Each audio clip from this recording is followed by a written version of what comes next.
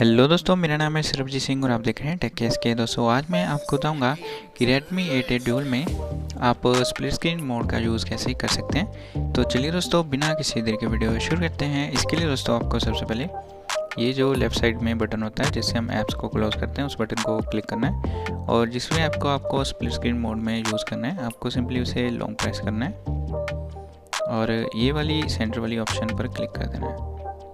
हम देखते हैं, इस पर क्लिक कर देंगे और नीचे आपको जिस भी ऐप को यूज़ करना है आपको सिंपली उस ऐप पर क्लिक कर देना है। हम देखते हैं ऊपर स्क्रीन रिकॉर्डिंग वाली ऐप है और नीचे सेटिंग्स है।